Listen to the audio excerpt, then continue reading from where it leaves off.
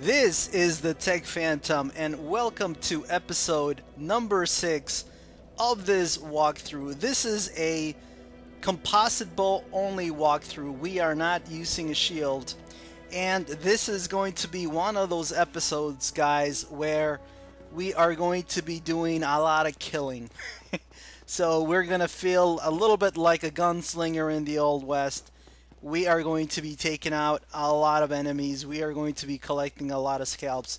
In this video, we're going to fight 4 bosses, and we're also going to take on an invader, and we are going to take out an NPC as well. And we are going to culminate the upgrading of our bow and take it to a plus 15. So let's get right to it. In our first boss fight, we are going back to the Northern Undead Asylum, and we are going to confront the boss of the Northern Undead Asylum, the Stray Demon. So we were here, I believe, during the first video of this walkthrough, and I showed you guys this little trick to easily get past these torch-wielding hollows, and that's to jump over them. So in the first video, we used that little trick to clear the path to the rusted iron ring. But now we are back, and we are going to take out the NPCs that are here. We're going to take out Knight Oscar. We are also going to take out a Black Knight.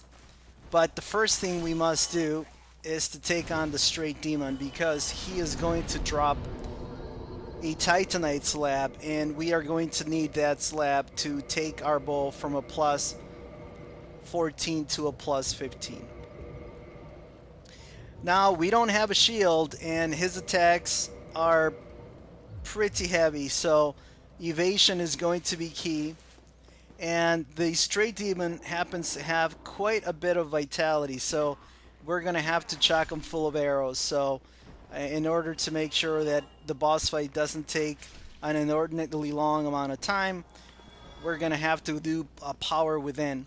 Now, the tricky part of the boss fight is that when you drop, you need to immediately get to his back, and that is going to be the safe spot. So once I get to his back,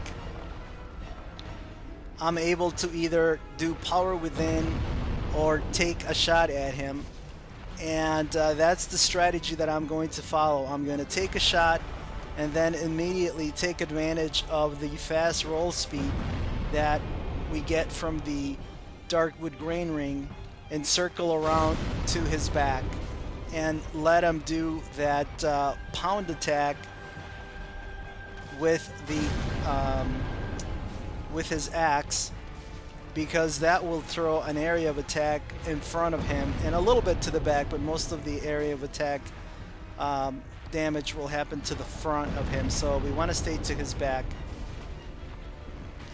And he also has a little bit of an area of attack here when he pounds down with his butt, so you don't want to get too close to him. And I took the opportunity to heal. I don't think I'm even gonna get hit in this fight, but just in case, I wanted to have a full life bar, since about half my life had been depleted because I have the power within pyromancy status on myself. Okay, so that was the Stray Demon boss fight with the composite bow. So it went really well, guys. To tell you the truth, I was expecting to maybe die a couple of times, but I got into a good rhythm. And that's really what a lot of the boss fights in Dark Souls are. It's basically getting into a rhythm of you evading the boss patterns and being able to connect. And normally, once you get into a rhythm with a boss, as long as you can survive up to the point where you essentially warm up and you get into the boss fight, the fight's over. And that's typically the case with challenge runs. You know, when you're not doing challenge runs, when you have a lot of vitality, when you have a lot of Estus flasks, it's a little bit different. But on a challenge run, getting into, getting going and getting a rhythm going in the boss fight, um, I find is the most important thing. So I was lucky that time, and I had a good strategy going. And the a silent demon went down in a jiffy. He went down pretty quickly. So now that he's given us the Titanite slab, we just took our composite bow up to a plus 15, and we are doing 355 damage with the composite bow. So that's pretty darn good, because every time that we shoot an arrow to an opponent, we'll be able to do that much damage. So let's take on Oscar. Now, this is completely optional. You don't need to take on Oscar, but again, I do want to take on the NPCs for this playthrough, just to make it more of a complete playthrough, and also to get me more experience with taking on armored NPCs, or NPCs that have shields like Oscar does. Now, he's not really going to be much of a challenge right now, because again, the composite bow is doing a lot of damage, and he is really slow. So he leaves himself open quite a bit after an attack. He has a long recovery, and we can certainly take advantage of that. All right, one thing that that happened on screen, but I didn't notice, I didn't mention, is that we did take out a Black Knight, and we grabbed the Peculiar Doll back in the original cell where we started the game. So the reason we did that is because we will be going into the Painted World of Ariamis in a future video, and that is going to be a really interesting area to go through with the bow. So I hope you guys will enjoy that walkthrough, and I have a lot of tips that I picked up when I was going through the Painted World. So that's going to be its own standalone video, and that will be coming up a little bit later on. So we're back in Firelink Shrine, but we're not going to rest in the bonfire, or are we?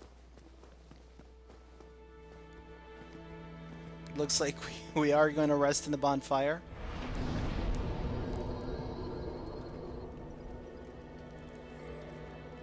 And the reason I rested in this bonfire is because I do want to go back to human form. And from here, we can very quickly go on a straight run to the depths and take on the Gaping Dragon. And again, we were there on a previous video when we did a little bit of farming, and we picked up the large ember after defeating the Capra Demon, but we didn't take on the boss, the Gaping Dragon. So now we have good enough damage with the plus 15 composite bow and power within that we're able to take on the Gaping Dragon. So let's go and do that. And I'm going to show you guys a quick way to get through the depths and to get into the area with the boss. But first, since I have a lot of souls, I'm going to buy some Homeward Bone, and I'm going to spend the rest of those souls on wooden arrows and on large arrows. And that's just, it has become my habit, guys. So whenever I have souls available to me, I'm going to always make sure that I'm full of arrows, wooden arrows, and I'm going to buy as many large arrows as possible. Now, you don't need to have as many arrows on you as I do, but it was one of those things where I got pretty compulsive about that, and I just could not help myself, and I just didn't feel comfortable without having something like 900 arrows on me at all times. Alright, so this is the jump that you can make here from that handrail, and you can break through the barrels, and that will take you down here to where this giant undead rat is. And again, this is another one of those enemies that is just, a piece of cake, a joke really, to kite. with range attacks. You can also use fire bombs on the on that rat, or you can use spells. But the bow works its magic as well, and that giant on that rat is actually pretty tough. He will break your guard really easily, and his attacks are fairly quickly. So in some cases, if you get stunned, and even if you have high poise, if you're going hand to hand, if you're meleeing the giant rat, his attacks can stun you, and he can do a 1-2 combo, and he could kill you. So it's much wiser to take on the giant undead rat from range. And there's also a six-eyed channeler here that we want to take out. If you don't take out the six-eyed channeler, he'll kite you with Soul Spear from up in that balcony. And what's even worse is he can also buff the Gaping Dragon. So one thing that I forgot to do, guys, and I just remembered since I am in human form, is to trigger an invasion. And Knight Kirk will invade in the depths here if you're in human form. So let's go trigger that invasion. But first, we need to take out a bevy of rats that are going to come up the stairs here.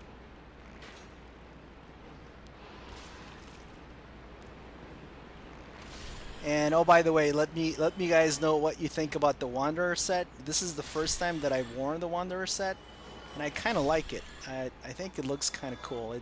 It's not really that good of a set. It's a starter set, but it's a pretty badass looking set. I actually kind of like it from a look standpoint. All right, there's a basilisk here that we can take out at range again, and I'm standing in the curse cloud here, so I need to get away. And there we've triggered the invasion, and Knight Kirk is on his way. And he's another slow, lumbering, armored enemy. So again, he leaves himself wide open after an attack or after he does a roll. And he doesn't hold up his shield as much as other enemies, so he was easy pickings for us.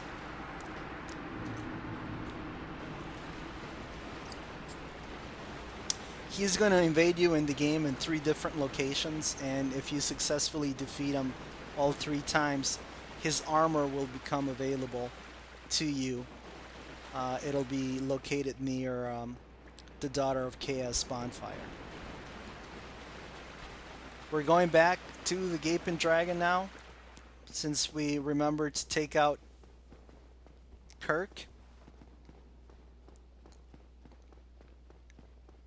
And now that we don't have to worry about the six-eyed channeler kiting us or buffing the Gaping Dragon, I expect this fight to be pretty easy. So I'm going to buff myself with Power Within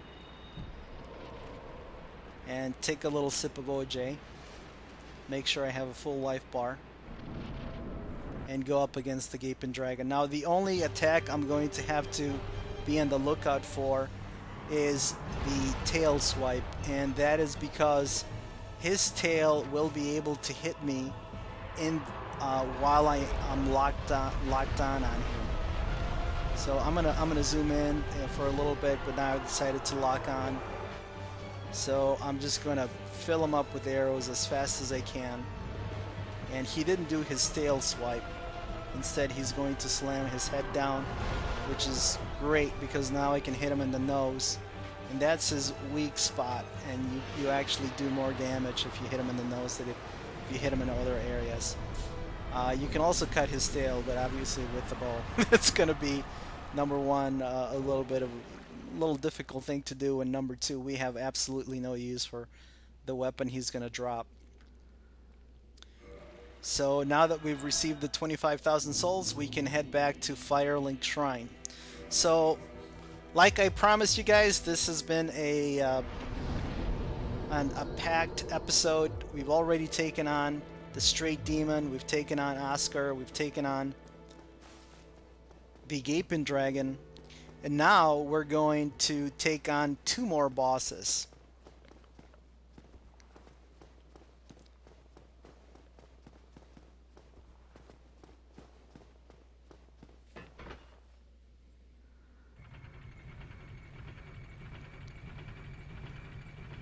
So we're heading back towards Andre. And from there, we're going to go to the bonfire next to the door that was opened by the Crest of Artorias. So while we do the run, let me say a couple of other things that I've run into with the bow. And one of them is that it is important to remember to repair the bow every once in a while. And that caught me by surprise a little bit. I wasn't expecting that the bow would get used up as much as it does, but obviously when you're firing a lot of arrows, even if the durability of the bow gets used up only a little bit at a time with each arrow shot, because we're shooting a lot of arrows, it's important to remember to periodically repair the bow. And that's going to become important now because I am completely upgraded with the bow. The bow is at a plus 15. When you upgrade a weapon, the durability goes up to 100%. So if you're continuously upgrading your weapon, then you don't need to worry about repairing it. But now that we have it at a plus 15 and we will no longer be able to upgrade it, then it's important to remember to periodically repair the bow. And that's doubly important because it's the only weapon that we have. So it's not like we can switch to another bow to another weapon in the middle of a fight if it happens to break. So anyway, that was something that took me a little bit by surprise.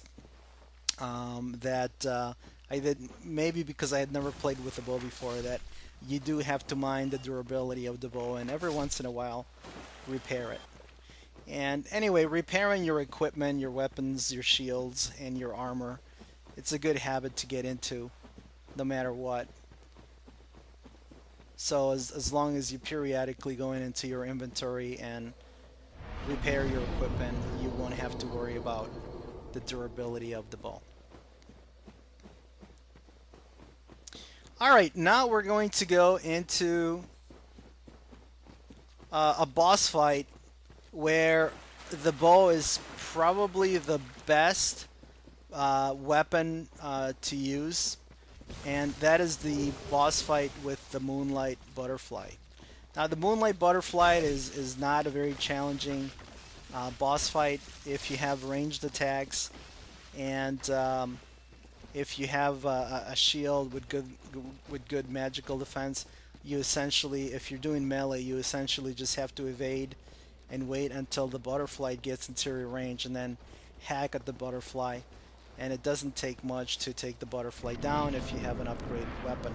But what's great about the composite bow is that we don't have to wait until the butterfly comes down to sip on some of the nectar and the flowers over by the wall.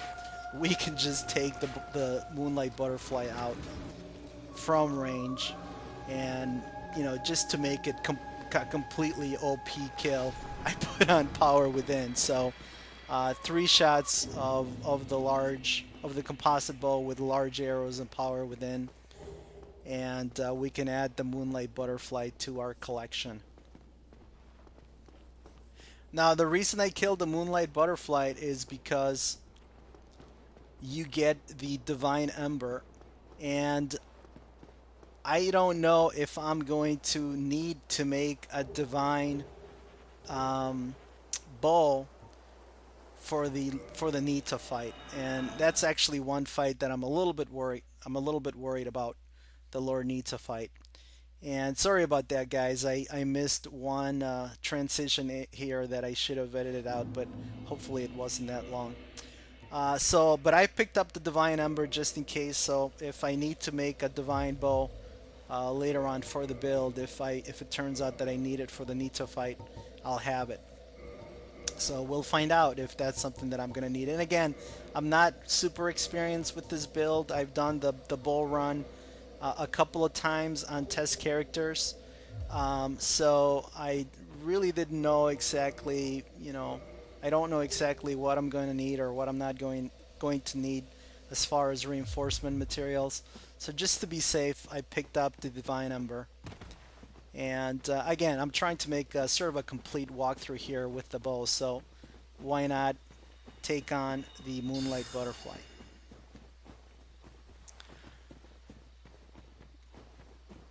So that was the third boss that we've taken on this video, and now we're going to go for the fourth and final boss, and that is going to be the Great Grey Wolf Siff. And I always feel a little bit of remorse fighting Siff, but we need the ring of the Covenant of Artorias that Siff is going to drop. And he also gives you a ton of souls, and he will give you his soul, which you can also consume. So we'll be able to level up quite a bit after this boss fight. Now normally I come in here at the beginning of the game, I don't fight Siff, but I do pick up the Hornet Ring. But obviously since I'm using a composite bow build, I have no use for the Hornet Ring. So this is the first time that I've come through this area. And I made that was a little bit of a mistake, guys. What I would recommend that you do is before you trigger the boss fight, before you get too close to the sword, you buff yourself with Power Within, and I forgot to do that. And now it's just a matter of evading, locking on, and taking shots at Siff. And I'm doing a really good amount of damage, so it looks like 8 to 10 arrow shots is going to do it. Now it's much easier to evade Siff's attacks when you roll backwards. It's much more difficult to evade them when you roll forward. But if you are doing melee, obviously you need to evade and then you need to roll forward to get close to him so that you can take him out. So again, this is another boss fight where having a bow really helps. And if you're not unsure about how well you can evade his attacks, go get the boulder shield, or go get a very stable shield, and you'll be able to block his attacks, and you shouldn't have any problems with this boss fight. So far, I gotta tell you guys, the composite bow is really showing its strengths now by mid game. We have 27 strength and 30 dexterity, and the composite bow is at a plus 15. So we can still add a little bit more damage to the bow by adding 10 more points to dexterity, which is what we're going to do. But so far we have plenty of